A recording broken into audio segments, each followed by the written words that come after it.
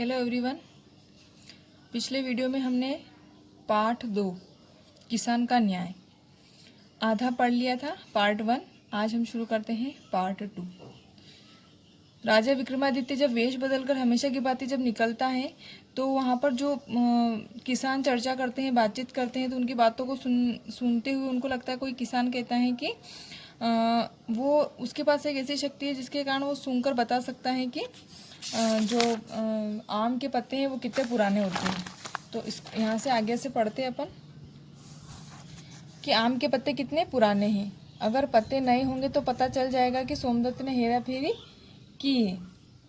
राजा को न्याय का रास्ता दिख गया। राजा ने सिपाहियों को उस किसान को दरबार में उपस्थित करने का आदेश दिया। राजा ने सोमदत्त और देवदत्त को भी घड़े और आम के पत्तों के साथ आने का आदेश सुनाया। जब राजा को मिल जाता है कि किस प्रकार से न्याय करने का तरीका पता लग जाता है कि किस प्रकार से न्याय करना है, तो राजा क्या करता है कि वो दोनों सिपाहियों को और किसान को दरबार में उपस्थित करने का आदेश देता है। और राजा बोलता है कि सोमदत्त और देवदत्त को भी यहाँ पे आने की आदेश दिया जाए। दूसरे दिन दरबार की कार्यवाही आरंभ हुई। सभी पहले से ही उपस्थित थे।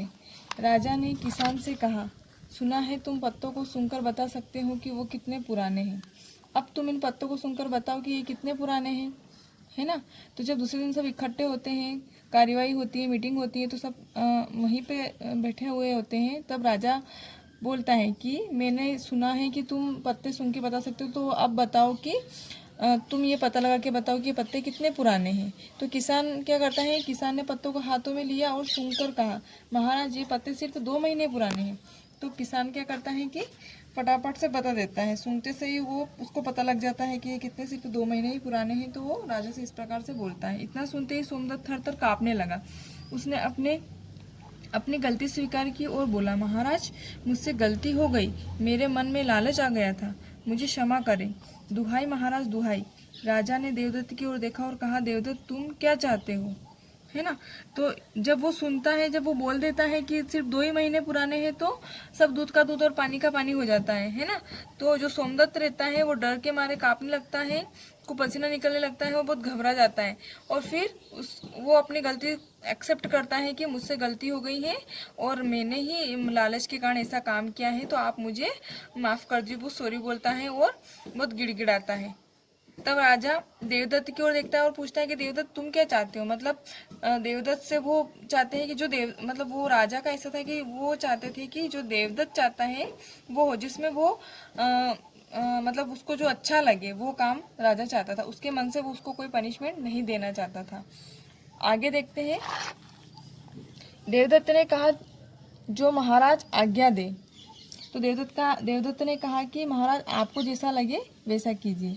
फिर राजा ने सोमदत्त को आदेश दिया कि वह अविलंब देवदत्त की अर्शियां वापस करे और माफ़ी मांगे। अविलंब करना मतलब बिना देर किए, है ना।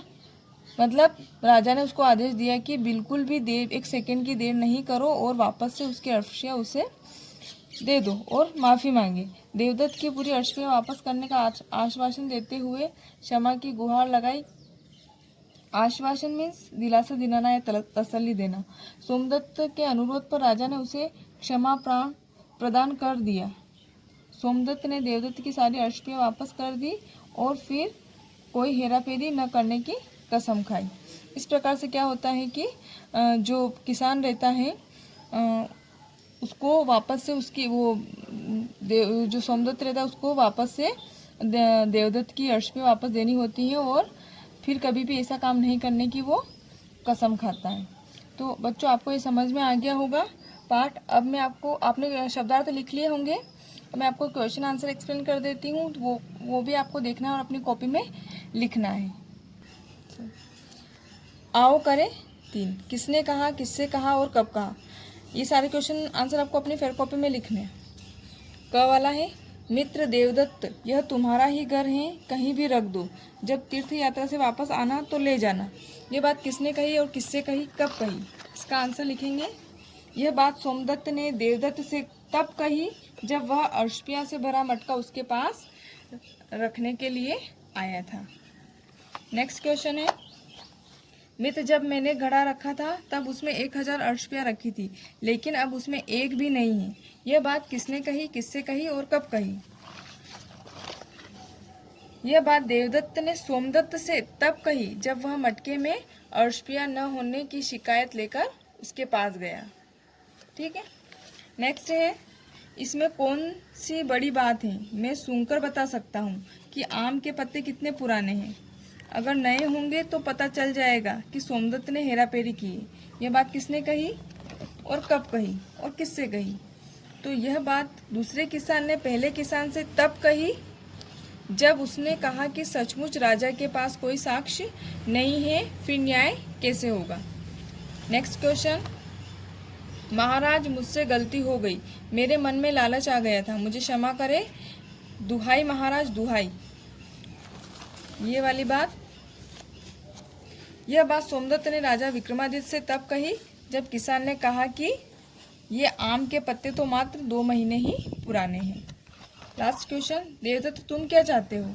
यह बात किसने कही? यह बात राजा विक्रमादित्य ने देवदत्त से तब कही जब सोमदत्त ने अपना अपराध मान लिया और माफी मांगने लगा। ठीक, इसके बाद नेक्स्ट क्वेश्चन है बेटा ये वाला, क्वेश्चन नंबर 4। सोमदत्त ने देवदत्त को धोखा दिया, यदि आप देवदत्त की जगह होते तो क्या करते? सोचिए और विस्तार से लिखिए।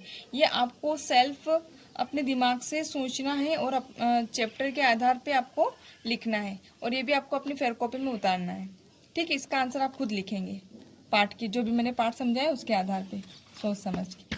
ठीक, इसके बाद आपको क्या करना है, आओ करे 10, ये वाला जो क्वेश्चन है इसको पढ़ेंगे और इसको भी फेयर कॉपी में अपन लिखेंगे।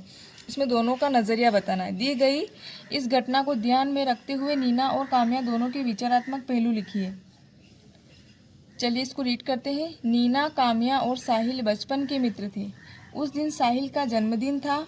उसने अपने घर में एक पार्टी का आयोजन किया था। ये तीनों दोस्त थे और उस दिन तीनों में से एक दोस्त का जन्मदिन था। किसका? साहिल का। उसने अपने घर में पार्टी का आयोजन रखा था, बर्थडे पार्टी देने वाला था।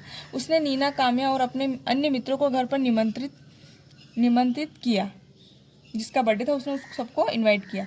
इसी दिन शाम को नीना के घर में भी मेहमान आने वाले थे। जो तीनों दोस्त थे उनमें से एक का बर्थडे था और दूसरे के घर पे मेहमान आने वाले थे। इसलिए माँ ने नीना को शाम को जल्दी घर आने के लिए कहा था। माँ ने बोला था कि तुम जाओ लेकिन वापस टाइम से आ जाना। नीना और काम्या अपने दोस्त साहिल की जन्मदिन की पार्टी में चले गए। वो दोनों जन्मदिन की पार्टी में गए थे। वे तीनों और अन्य मित्र मिलकर बहुत मजे कर रहे थे। तभी नीना के मोबाइल पर उसकी माँ का कॉल आया, है ना। वो वहाँ पे बर्थडे पार्टी मनाए थे, तभी वापस क्या होता है, नीना की मम्मी का कॉल आता है। मोबाइल पर माँ का नाम देखते ही नीना को याद आया कि घर में आज मेहमान आने वाले हैं। जब बर्थडे पार्टी में जाते हैं तो अपन भी कुछ न कुछ भूल जाते हैं। वैसे नीना भी भूल गई थी कि उसके घर पे गेस्ट आने वाले हैं, है ना। माँ का जब कॉल आया तो देखकर पता चला कि अरे आज तो घर पे मेहमान आने वाले थे। माँ ने कहा कि उसे जल्दी आना होगा ताकि घर में आने वाले मेहमानों से मिल सके। वह जल्दी जल्दी खाना खाने लगी। माँ ने कहा कि तुम जल्दी आ जाओ ताकि मेहमान भी वापस जाएंगे तो तुम उनसे मिल सको। तो इस चक्कर में उसने क्या करा कि खाना वो खाने लगी। इस तरह खाना खाते देख काम्या को बहुत अजीब लगा। जहाँ नीना के दिमाग में घर जाने की जल्दी थी, वहीं काम्या को इस तरह उसका खाना खाना बुरा लग रहा था।